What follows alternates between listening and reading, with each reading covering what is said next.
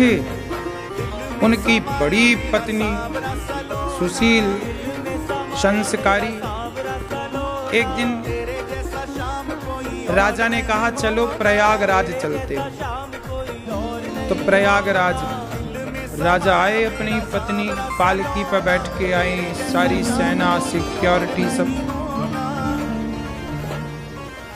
प्रयागराज आए। तो प्रयागराज में संतों का सत्संग चल रहा था, ऐसी कहीं कथा हो रही थी। तो रानी के कान में हल्की हल्की कथा की ध्वनि आ रही थी। जहां वो अपने कक्ष में रुकी, शिविर लगा, तो उनके कमरे के पास कथा की, कीर्तन की आवाज हल्की हल्की गई। तो उसे बहुत अच्छा लगा। उसने अपने पति से कहा, प्राणनाथ, लगता है अगल बगल सत्संग चल रहा है संतों का, आप आज्ञा करें तो मैं सत्संग में चली जाऊं। राजा बोले, ना, आप इतनी बड़ी महारानी और इतनी बड़ी महारानी होके आप ऐसे बैठेंगी, शोभा ना देगा, आपके लिए अच्छा नहीं।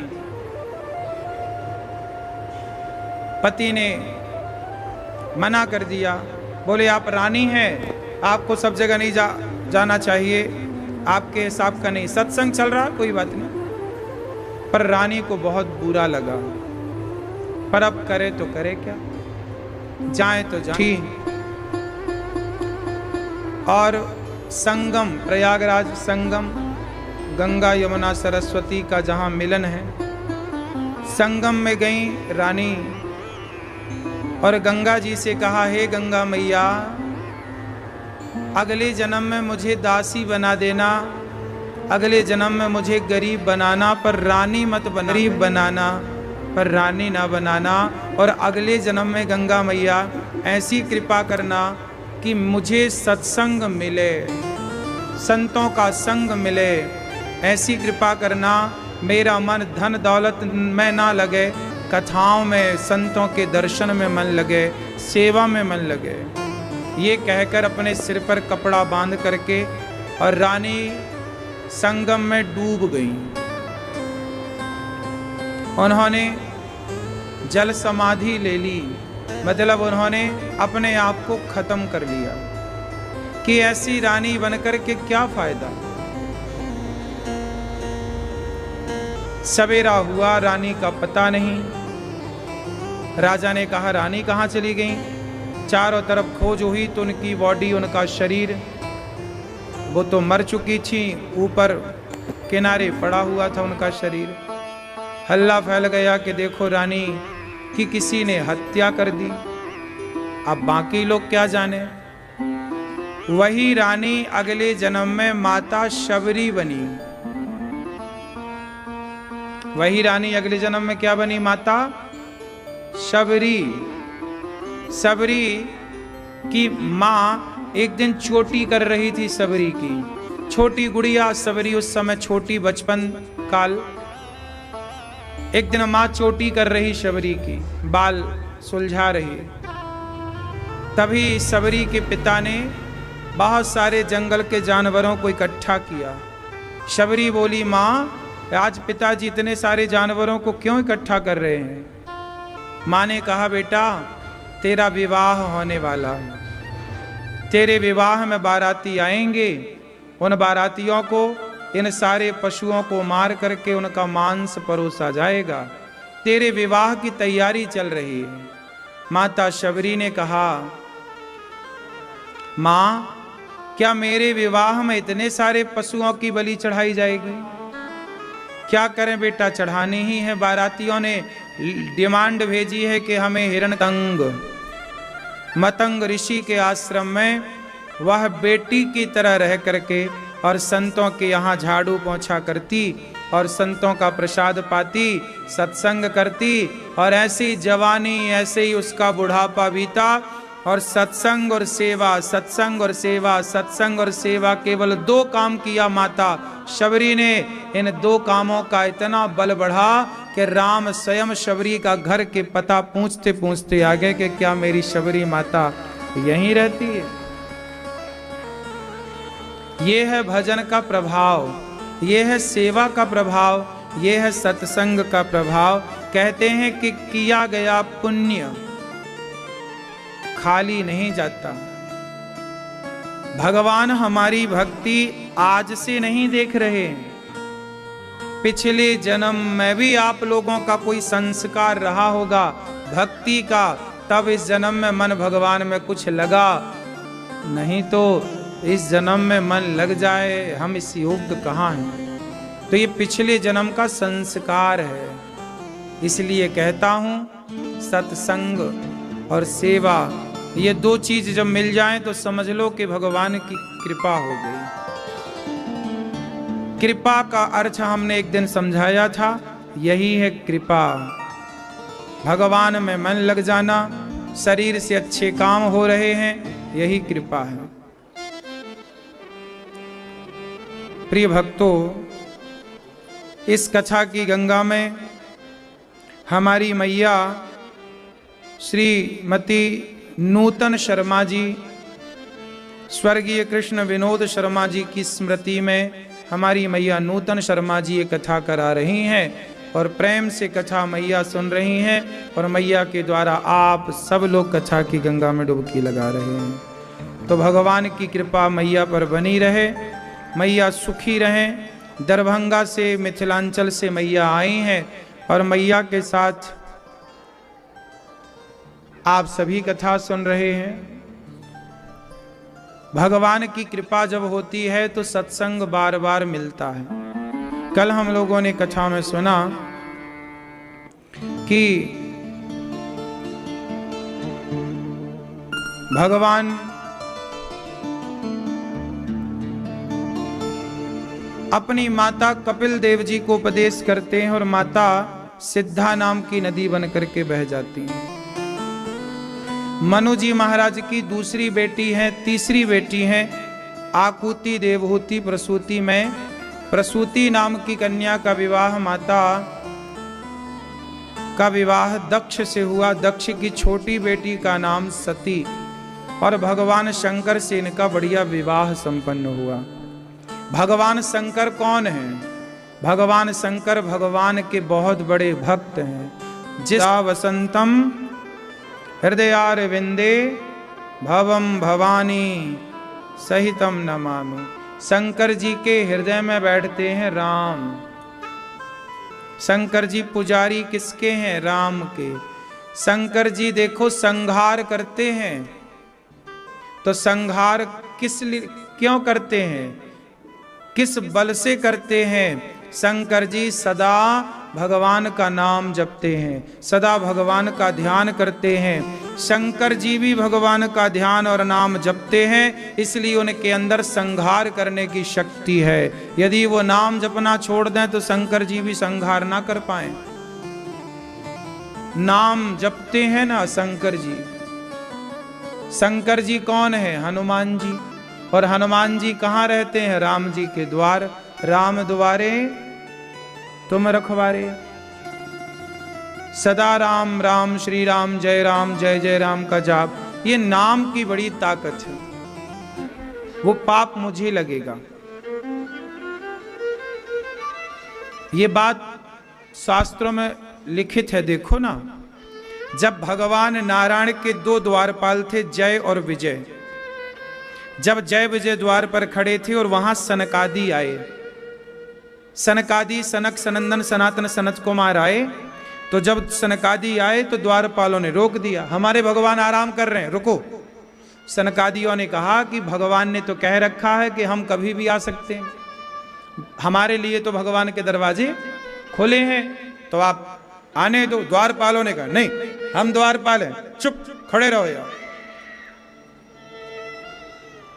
जब जय विजय ने रोका संतों को, ये 4 बार जाऊंगा और अपने पाप का प्रायश्चित करूंगा, तब 3 बार वो अवतार लेके आए। एक बार वो बने हिरण्याक्ष हिरण्यकश्यपु, एक बार वो बने रावण कुंभकर्ण, और एक बार बने शिशुपाल और दंत वक्र।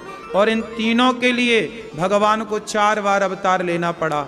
एक बार भगवान ने हिरण्याक्ष को मारने के लिए वाराह अवतार लिया, हिरण्यकश्यपु को मारने के लिए नरसिंह अवतार लिया, रावण कुंभकर्ण को मारने के लिए राम का अवतार लिया और शिशुपाल दंतवक्र को मारने के लिए कृष्ण अवतार लिया। ये राम और कृष्ण और नरसिंह का जो अवतार है, ये अपने द्वारपालों के, अपने सेवकों के द्वारा किए गए अपराध का प्रायश्चित करने के लिए भगवान ने यह अवतार लिए हैं। ये प्रायश्चित करने के लिए था कि मेरे सेवकों ने गलती की है, संतों का अपमान किया है, तो संतों ने श्राप दिया है इन्हें कि तुम 3 बार राक्षस बनोगे। अब राम ने 14 साल का वनवास पाया, 14 साल कष्ट उठाए, काहे कि संतों की सेवा करे, बढ़ियों से संतों का भोजन प्रसादी कराए। तो पत्नी के द्वारा किया गया पुण्य, वह पुण्य तो पति को भी मिलेगा, पत्नी को भी मिलेगा। पुण्य तो पत्नी का पत्नी के पास रहेगा, पर पत्नी का किया गया पाप पति में ट्रांसफर हो जाएगा। पुण्य तो पत्नी के पास रह जाएगा, पुण्य ट्रांसफर नहीं होगा। कुछ परसेंट हो सके तो हो जाए। इसलिए पति का धर्म, इसलिए पुरुष को चाहिए कि वो सावधान रहे, अपनी पत्नी को लाए सत्संग में। तुम दोनों पति पत्नी बैठकर सत्संग करो। आज की पत्नियां ज्यादा धार्मिक हैं, आज का पुरुष धार्मिक नहीं। पता है कि स्त्रियां, आपके घर में पूजा गोपाल जी की कौन करता है? हैं? जो भी भगवान जी हैं, कौन करता है पूजा? ये करते हैं। चलो, ये उस 1% में सम्मिलित है। क्यों? आपके यहां पूजा कौन करता है भगवान जी की? पुरुष के स्त्री? हाँ, कौन करता है?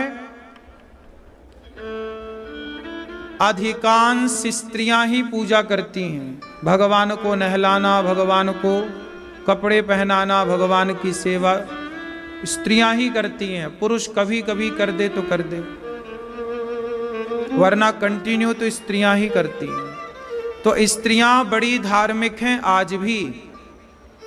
तो स्त्रियों के बल के कारण, स्त्रियों के तप के कारण आज पुरुष सुरक्षित है, सुखी है।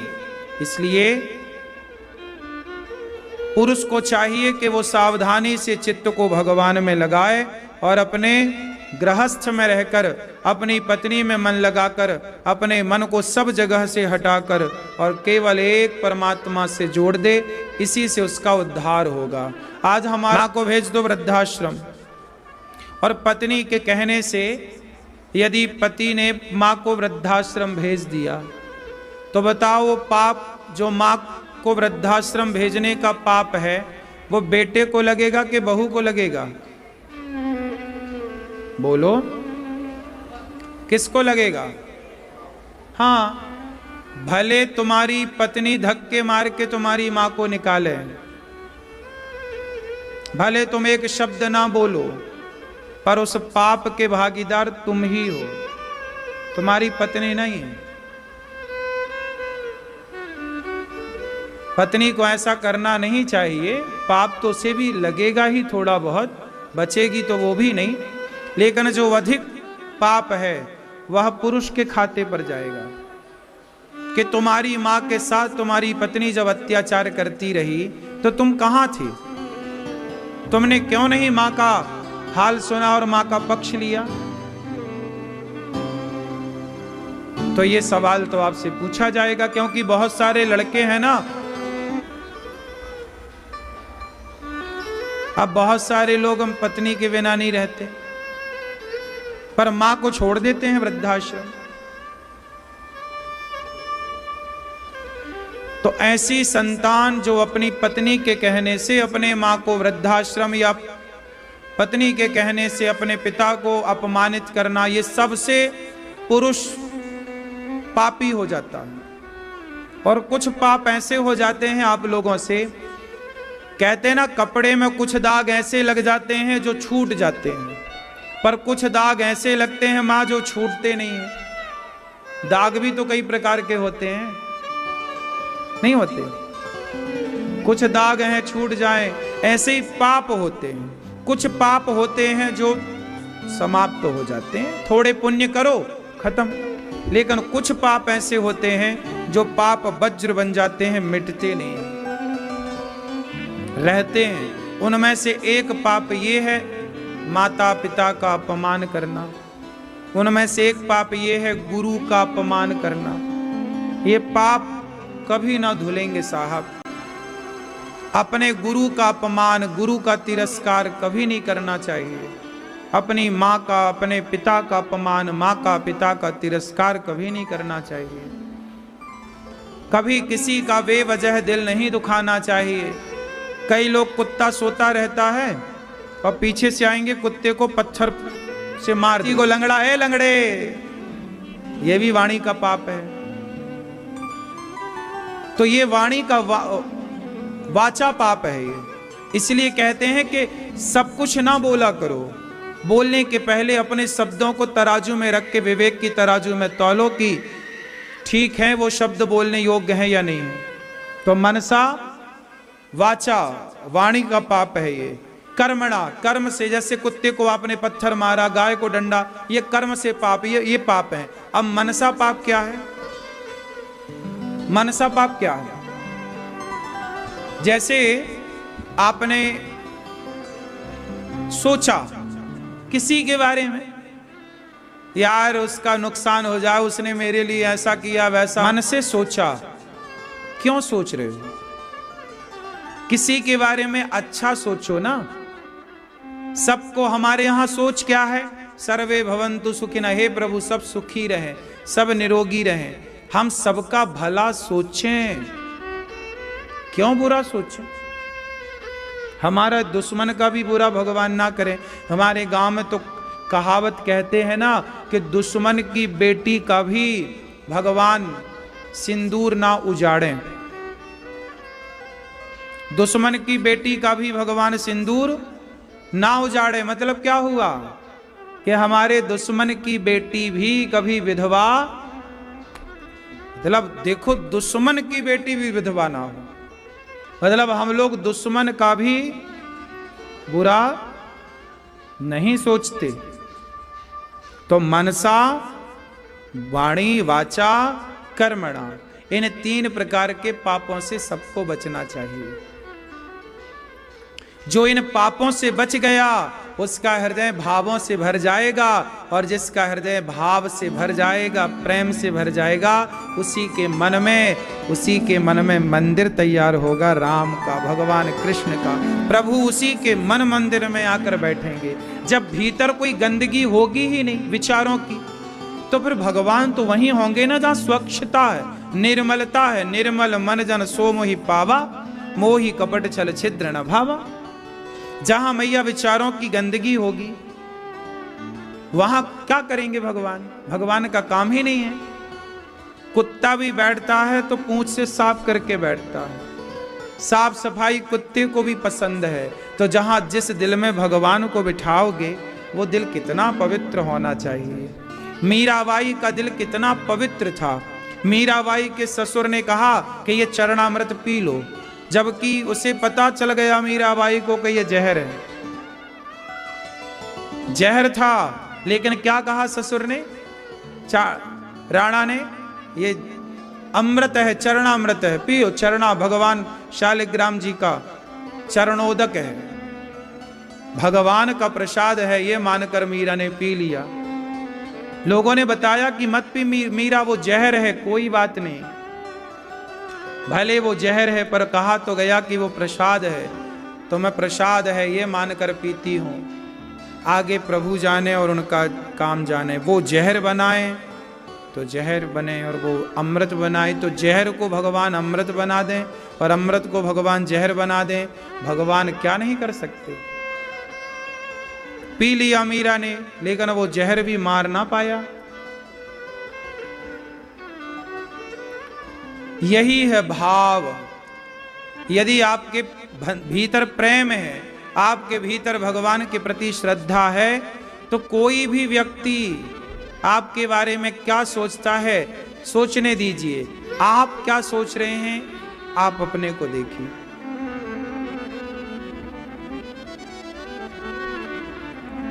भगवान शंकर एक दिन माता सती को लेकर कथा सुनाने गए।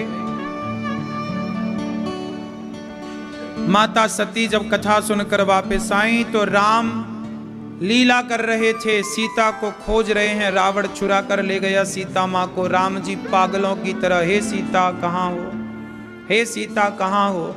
जब राम को इस तरह पागलपन में देखा भगवान शंकर ने, तो शंकर जी ने प्रणाम किया, प्रभु आपकी जय हो, आप बहुत अच्छी लीला कर रहे हैं। आप अंतर सती लगा कि मेरे शंकर जी गलत व्यक्ति को प्रणाम कर रहे हैं।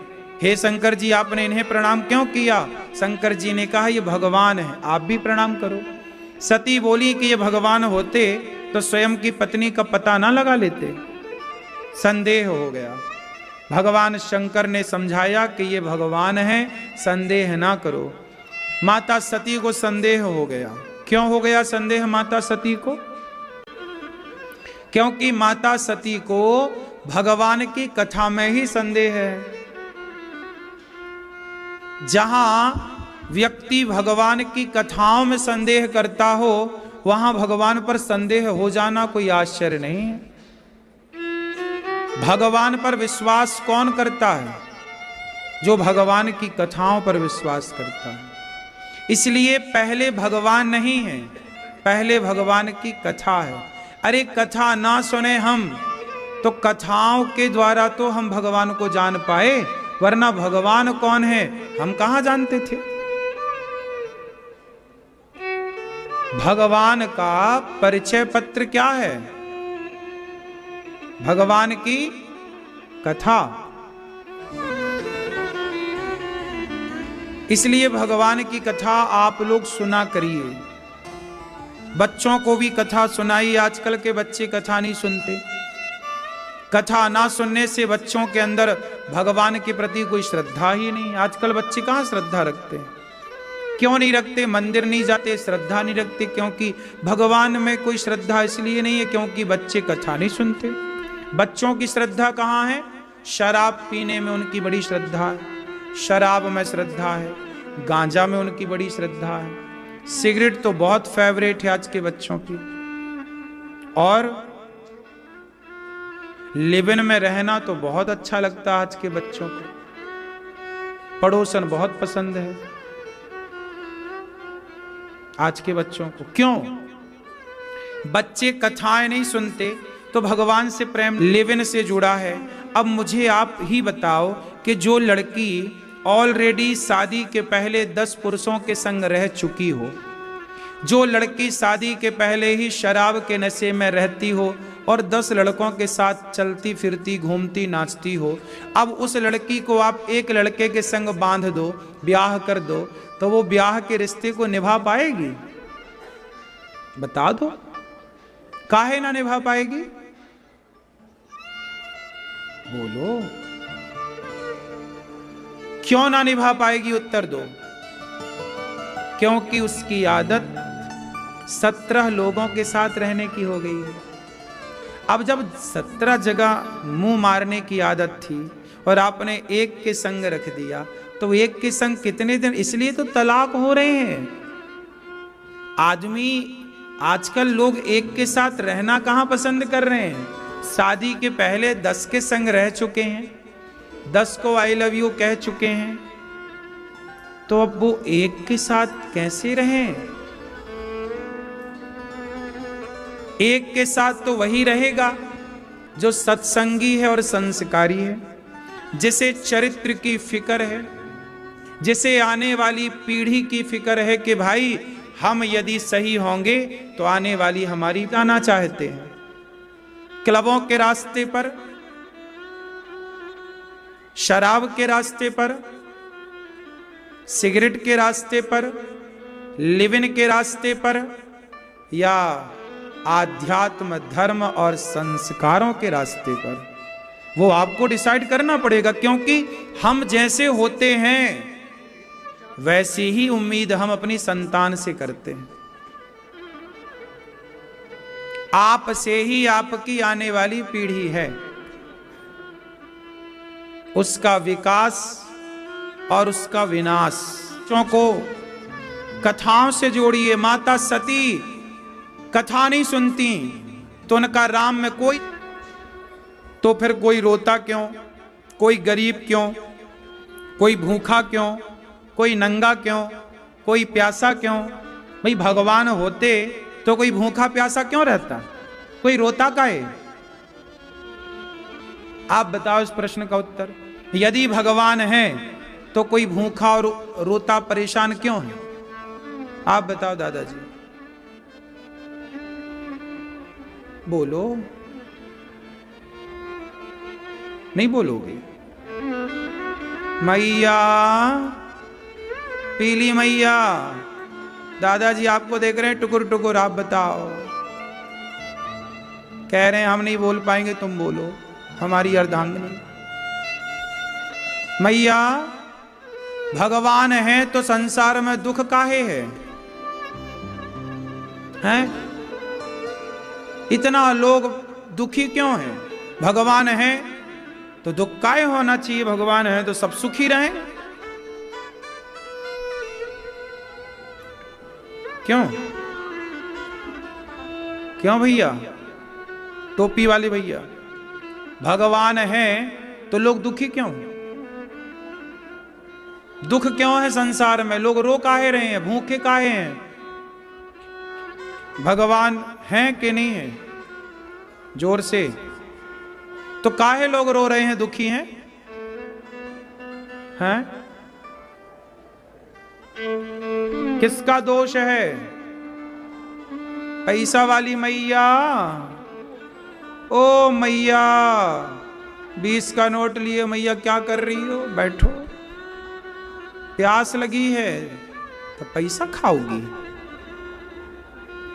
अच्छा, अब जैसे एक आदमी, अब देखो इस प्रश्न का उत्तर क्या है? इस प्रश्न का उत्तर क्या है? जरा तर्क से प्रश्न उठा था तो तर्क